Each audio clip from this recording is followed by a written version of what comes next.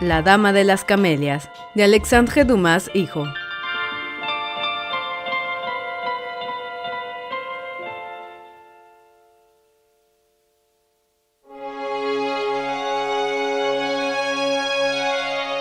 El 16 a la 1 me dirigí hacia la calle de Antoun. Desde la puerta de la cochera se oía gritar a los subastadores. El piso estaba lleno de curiosos. Se hallaban allí todas las celebridades del vicio elegante, examinadas con disimulo por algunas damas de alta sociedad, que habían tomado una vez más la subasta como pretexto para poder ver de cerca a esas mujeres con las que nunca hubieran tenido ocasión de encontrarse y cuyos fáciles placeres tal vez envidiaban en secreto. La duquesa de F se codeaba con la señorita A, una de las más tristes muestras de nuestras cortesanas modernas. La marquesa de T vacilaba en comprar un mueble porque le pujaba a la señora D, la adúltera más elegante y conocida de nuestra época.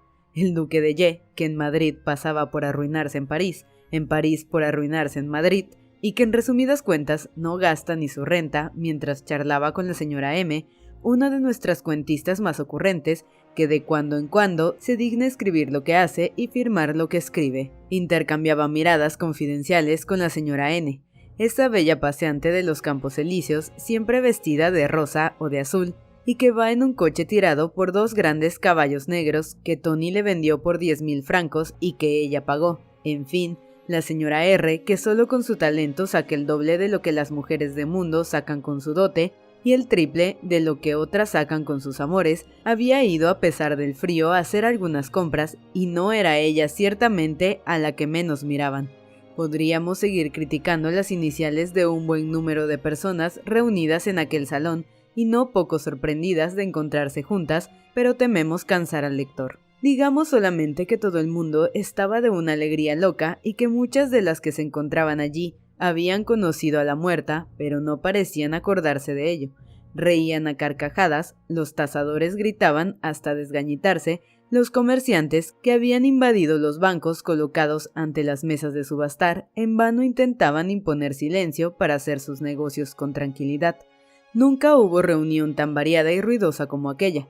Me deslicé humildemente en medio de aquel tumulto que me resultaba entristecedor al pensar que tenía lugar al lado de la habitación donde había expirado la pobre criatura cuyos muebles se subastaban para pagar las deudas. Yo, que había ido a observar más que a comprar, miraba la cara de los proveedores que organizaban la subasta y veía cómo sus facciones se ponían radiantes cada vez que un objeto alcanzaba un precio que no habían esperado.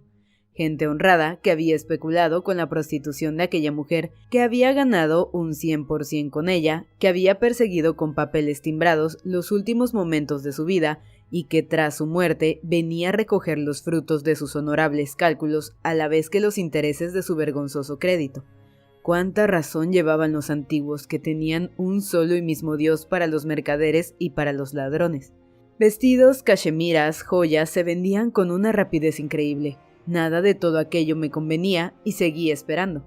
De pronto oí gritar. Un volumen perfectamente encuadernado con cantos dorados titulado Manon Lescaut. Hay algo escrito en la primera página. 10 francos. 12, dijo una voz tras un silencio bastante largo. 15, dije yo.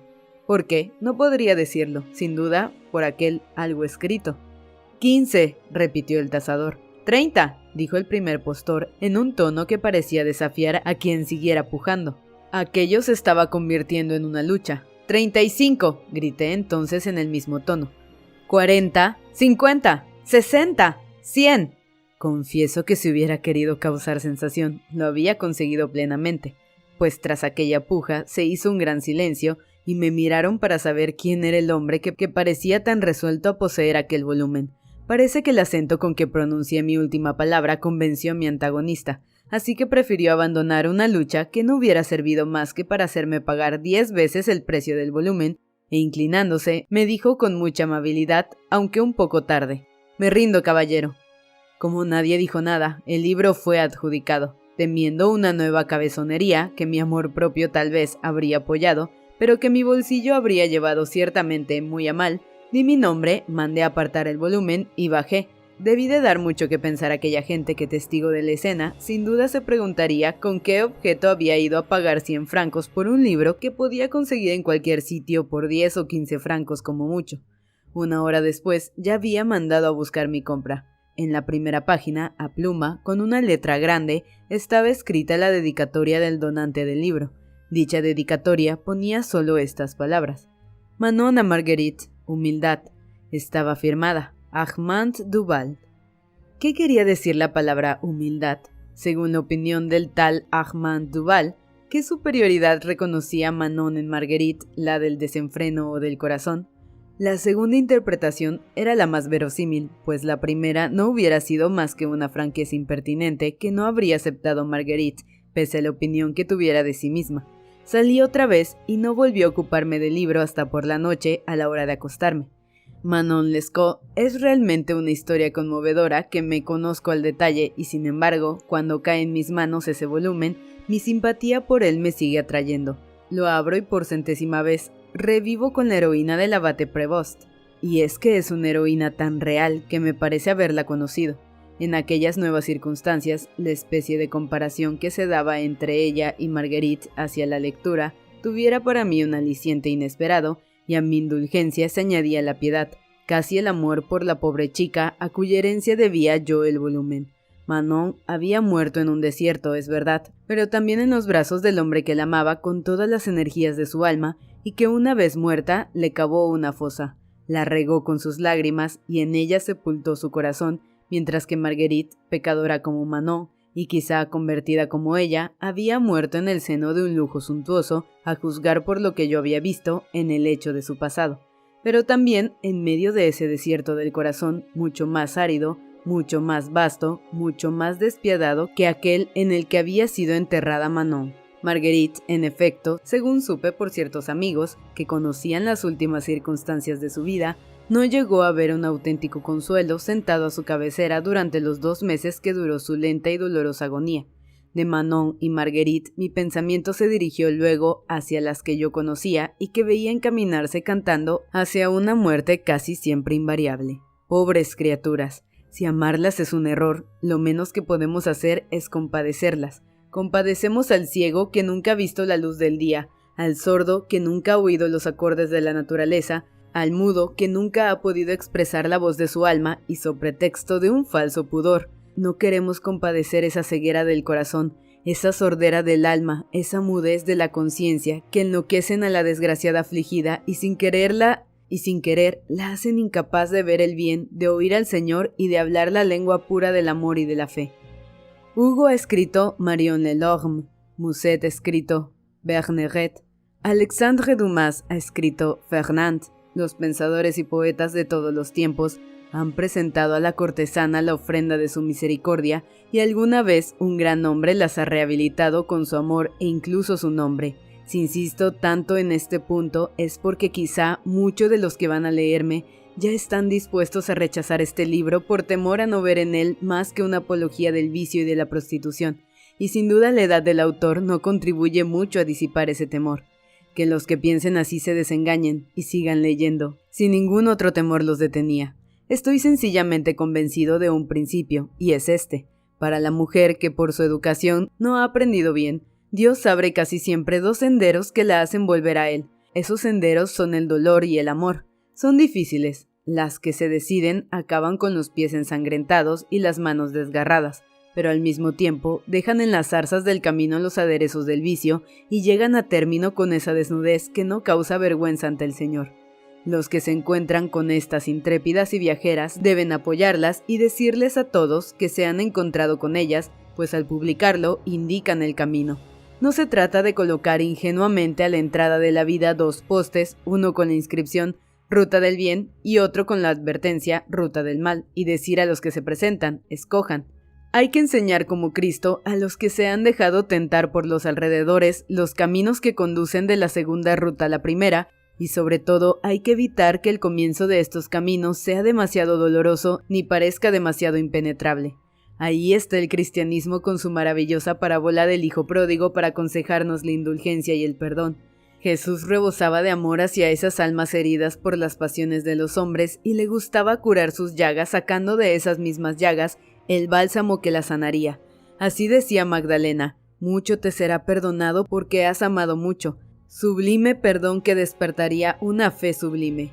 ¿Por qué vamos a ser nosotros más rígidos que Cristo? ¿Por qué, ateniéndonos obstinadamente a las opiniones de este mundo, que se hace el duro para que lo creamos fuerte, vamos a rechazar con él a estas almas sangrantes muchas veces de heridas por las que, como la sangre mala de un enfermo, se derrama el mal de su pasado en espera únicamente de una mano amiga que las cure y les devuelva la convalecencia de su corazón?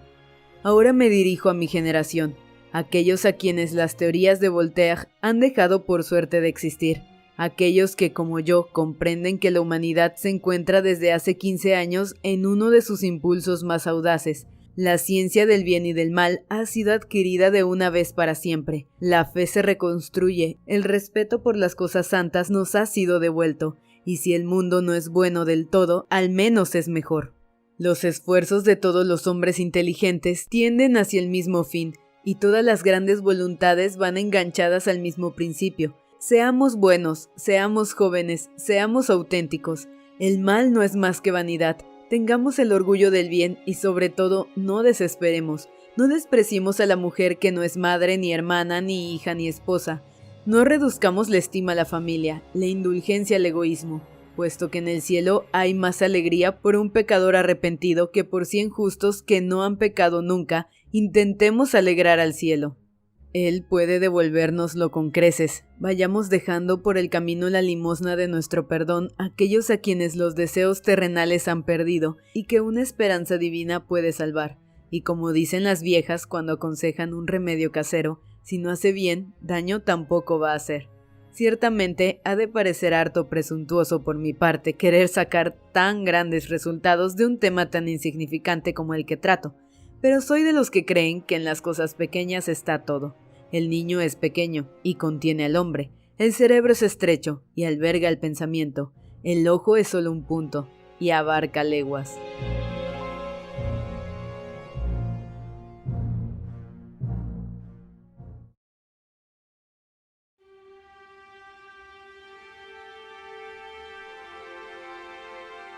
Dos días después, la subasta estaba completamente terminada. Produjo 150,000 francos. Los acreedores se repartieron las 2/3 partes y la familia, compuesta por una hermana y un sobrino, heredó el resto. La hermana abrió unos ojos como platos cuando el agente de negocios le escribió diciéndole que heredaba 50,000 francos. Aquella joven llevaba 6 o 7 años sin ver a su hermana, que había desaparecido un día sin que llegara a saberse, ni por ella ni por otros, el menor detalle sobre su vida desde el momento de su desaparición. Así que llegó a toda prisa a París y no fue pequeño el asombro de los que conocían a Marguerite cuando vieron que su única heredera era una gorda y hermosa campesina que hasta ahora no había salido de su pueblo. De pronto se encontró con una fortuna hecha sin saber siquiera de qué fuente le venía aquella fortuna inesperada. Volvió, según me dijeron, después a sus campos, llevándose una gran tristeza por la muerte de su hermana, compensada no obstante por la inversión al 4,5% que acababa de hacer. Empezaban ya a olvidarse todas aquellas circunstancias que corrieron de boca en boca por París, la ciudad madre del escándalo, y hasta yo mismo estaba olvidando la parte que había tomado en los acontecimientos, cuando un nuevo incidente me dio a conocer toda la vida de Marguerite y me enteré de detalles tan conmovedores que me entraron ganas de escribir aquella historia como hago ahora. Hacía 3 o 4 días que el departamento, vacío ya de todos sus muebles vendidos, estaba en alquiler, cuando una mañana llamaron a mi puerta. Mi criado, o por mejor decir mi portero, que me servía de criado, fue a abrir y me trajo una tarjeta diciéndome que la persona que se la había entregado deseaba hablar conmigo. Eché un vistazo a la tarjeta y leí estas 2 palabras: Armand Duval. Me puse a pensar dónde había visto antes ese nombre y me acordé de la primera hoja del volumen de Manon Lescaut. ¿Qué podía querer de mí la persona que había dado aquel libro a Marguerite? Mandé que pasara enseguida el hombre que estaba esperando. Vi entonces a un joven rubio, alto, pálido, vestido con un traje de viaje que parecía no haberse quitado en varios días, ni tomado ni siquiera la molestia de cepillarlo al llegar a París, pues estaba cubierto de polvo. El señor Duval, profundamente emocionado, no hizo ningún esfuerzo por ocultar su emoción y con lágrimas en los ojos y la voz temblorosa me dijo: «Le ruego me disculpe por esta visita y esta ropa, pero aparte de que entre jóvenes no nos preocupamos tanto de esas cosas, tenía tantos deseos de verlo a usted hoy mismo que ni siquiera he perdido el tiempo bajándome en el hotel, donde he enviado mi equipaje y he venido corriendo a su casa, por miedo de no encontrarlo a pesar de lo pronto que es. Rogué al señor Duval que se sentara junto al fuego, como así hizo, a la vez que sacaba del bolsillo un pañuelo en el que ocultó un momento su rostro. Debe estar usted preguntándose, prosiguió suspirando tristemente, ¿qué quiere este visitante desconocido a estas horas con esta pinta y llorando de tal modo? Sencillamente vengo a pedirle un gran favor. Usted dirá, estoy a su entera disposición. ¿Asistió usted a la subasta de Marguerite Gautier? Ante aquella palabra, la emoción que había conseguido dominar un instante fue más fuerte que él y se vio obligado a llevarse las manos a los ojos. Debo parecerle muy ridículo, añadió. Discúlpeme una vez más y créame que no olvidaré nunca la paciencia con que se digna escucharme. Caballero, repliqué, si el favor que según parece está en mi mano hacerle, ha de calmar la pena que usted experimenta. Dígame enseguida en qué puedo servirle y encontrará usted en mí un hombre dichoso de poder complacerlo. El dolor del señor Duval inspiraba simpatía y sin querer estar deseando serle grato. Entonces me dijo, ¿ha comprado usted algo en la subasta de Marguerite? Sí, señor, un libro. ¿Manon Lescaut? Exactamente. ¿Tiene usted aún ese libro? Está en mi dormitorio. Ante esta noticia, Armand Duval pareció quitarse un gran peso de encima y me dio las gracias como si guardando aquel volumen hubiera empezado ya a hacerle un favor. Me levanté, fui a mi habitación a tomar el libro y se lo entregué. Sí es este, dijo mirando la dedicatoria de la primera página y hojeándolo. Sí es este. Y 2 gruesas lágrimas cayeron sobre sus páginas. Bueno, dijo levantando la cabeza hacia mí sin intentar siquiera ocultarme que había llorado y que estaba a punto de llorar otra vez. ¿Tiene usted mucho interés en este libro? ¿Por qué? Porque he venido a pedirle que me lo ceda. Perdone mi curiosidad, dije. Pero, ¿entonces fue usted quien se lo dio a Marguerite Gautier? Yo mismo. El libro es suyo, tómelo. Me siento feliz de poder devolvérselo. Pero, repuso el señor Duval un poco desconcertado, lo menos que puedo hacer es darle lo que le costó. Permítame que se lo regale. El precio de un solo volumen en una subasta semejante es una bagatela, y ni siquiera me acuerdo de lo que costó. Le costó 100 francos. Es cierto, dije desconcertado a mi vez. ¿Cómo lo sabe? Es muy sencillo. Esperaba llegar a París a tiempo para la subasta de Marguerite y no he llegado hasta esta mañana. Quería a toda costa tener un objeto que hubiera sido suyo y fui corriendo a casa del subastador a pedirle permiso para ver la lista de los objetos vendidos y los nombres de los compradores.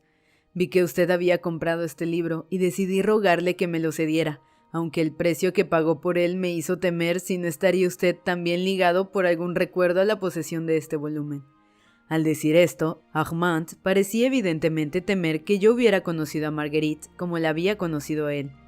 Me apresuré a tranquilizarlo. Solo conocía de vista a la señorita Gautier, le dije. Su muerte me causó la impresión que causa siempre en un joven la muerte de una mujer bonita con quien tuvo el placer de encontrarse.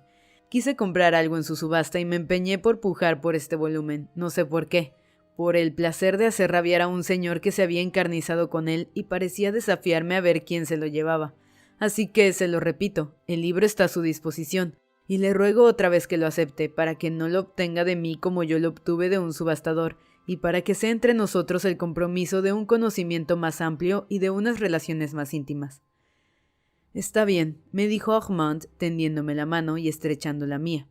Lo acepto, y le estaré eternamente agradecido.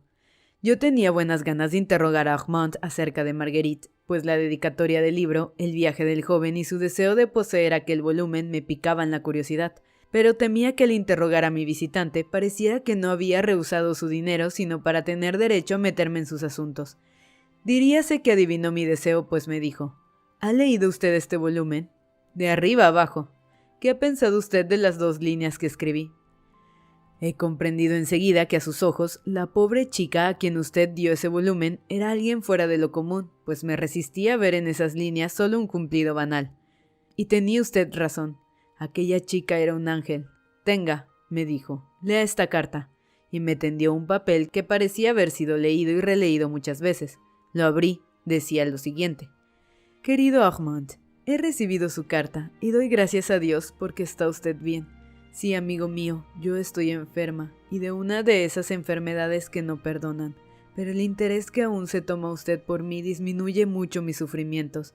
Sin duda ya no viviré el tiempo suficiente para tener la suerte de estrechar la mano que ha escrito la bondadosa carta que acabo de recibir. Y sus palabras me curarían si algo pudiera curarme. Ya no lo veré más, pues estoy a un paso de la muerte y a usted lo separan de mí centenares de leguas. Pobre amigo mío, su Marguerite de antaño está muy cambiada, y quizá es preferible que no vuelva a verla antes de verla como está. Me pregunta usted si lo perdono. Oh, de todo corazón, amigo mío, pues el daño que usted quiso hacerme no era más que una prueba del amor que me tenía. Llevo un mes en la cama y tengo en tanta estima su aprecio que todos los días escribo el diario de mi vida desde el momento de nuestra separación hasta el momento en que ya no tenga fuerzas de escribir. Si su interés por mí es verdadero, Armand, a su regreso vaya a casa de Julie Duprat. Vaya a casa de Julie Duprat. Ella le entregará este diario. En él encontrará la razón y la disculpa de lo que ha pasado entre nosotros. Julie es muy buena conmigo y a menudo las dos juntas charlamos de usted. Estaba aquí cuando llegó su carta y lloramos al leerla. En caso de que no me dé usted noticias suyas, ella quedará encargada de enviarle estos papeles a su llegada a Francia. No me lo agradezca.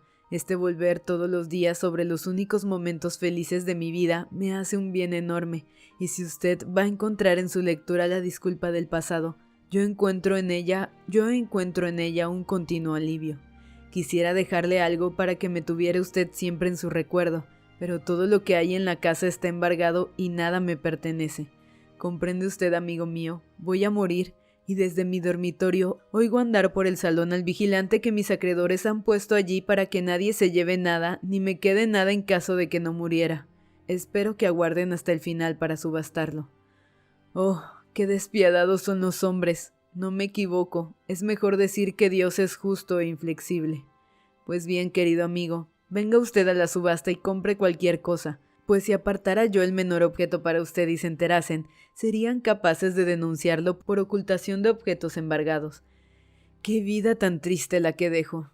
Si Dios me permitiera que volviera a verlo antes de morir, según todas las probabilidades. Adiós, amigo mío. Perdóneme que no le escriba una carta más larga, pero los que dicen que van a curarme me agotan con sangrías y mi mano se niega a escribir más. Marguerite Coutier. En efecto, las últimas palabras apenas eran legibles. Devolví la carta a Armand, que sin duda acababa de releerla en su pensamiento como yo la había leído en el papel, pues al recogerla me dijo: ¿Quién podría pensar jamás que era una entretenida la que escribió esto? Y muy emocionado por sus recuerdos, contempló un rato la escritura de aquella carta que acabó por llevarse a los labios. Cuando pienso, prosiguió, que ha muerto sin que haya podido verla y que ya no volveré a verla nunca, cuando pienso que ha hecho por mí lo que no hubiera hecho una hermana, no me perdono haberla dejado morir así. Muerta, muerta, pensando en mí, escribiendo y pronunciando mi nombre. Pobre Marguerite querida. Y Armand, dando rienda suelta a sus pensamientos y a sus lágrimas, me tendía la mano y continuaba. ¿Quién me viera lamentarme así por una muerta semejante? Quien me viera lamentarme así por una muerta semejante me tomaría por un niño, pero es que nadie sabe cuánto he hecho sufrir esa mujer, lo cruel que he sido, lo buena y resignada que ha sido ella. Creía que era yo quien tenía que perdonarla y hoy me veo indigno del perdón que ella me otorga. Oh, daría 10 años de mi vida por poder llorar una hora a sus pies. Siempre es difícil consolar un dolor que no se conoce, y sin embargo, sentía tan viva simpatía por aquel joven, me confiaba con tal franqueza su pena, que creí que mis palabras no le resultarían indiferentes y le dije: «¿No tiene usted parientes o amigos? Tenga confianza, vaya a verlos, y ellos lo consolarán, pues yo no puedo hacer más que compadecerlo». «Es natural», dijo levantándose y paseándose a grandes pasos por mi habitación. «Estoy aburriéndolo. Perdóneme, no me daba cuenta de que mi dolor le importa poco y de que estoy importunándolo con una cosa que ni puede ni debe interesarle nada».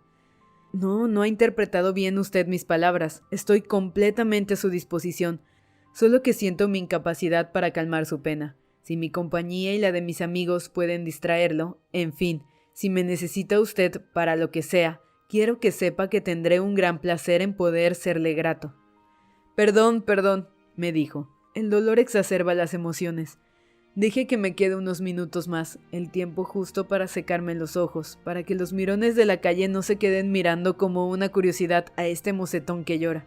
Acaba usted de hacerme muy feliz dándome este libro. Nunca sabré cómo agradecerle lo que le debo. Concediéndome un poco de su amistad, dije a Armand, diciéndome la causa de su pena. Contando los sufrimientos se consuela uno. Tiene usted razón, pero hoy siento tal necesidad de llorar que no le diría más que palabras sin sentido. Otro día le haré partícipe de esta historia y ya verá usted si tengo razón para echar de menos a la pobre chica. Y ahora, añadió frotándose los ojos por última vez y mirándose al espejo, dígame que no le parezco excesivamente necio y permítame que vuelva a verlo otra vez. La mirada del joven era bondadosa y dulce. Estuve a punto de abrazarlo. En cuanto a él, sus ojos comenzaban de nuevo a velarse de lágrimas. Vio que yo me daba cuenta y desvió la mirada. Vamos, le dije, ánimo. Adiós. Adiós entonces, me dijo. Haciendo un esfuerzo inaudito por no llorar, más que salir, huyó de mi casa. Levanté el visillo de mi ventana y lo vi subir al cabriolé que lo esperaba a la puerta, pero en cuanto estuvo dentro, se deshizo en lágrimas y ocultó su rostro en el pañuelo.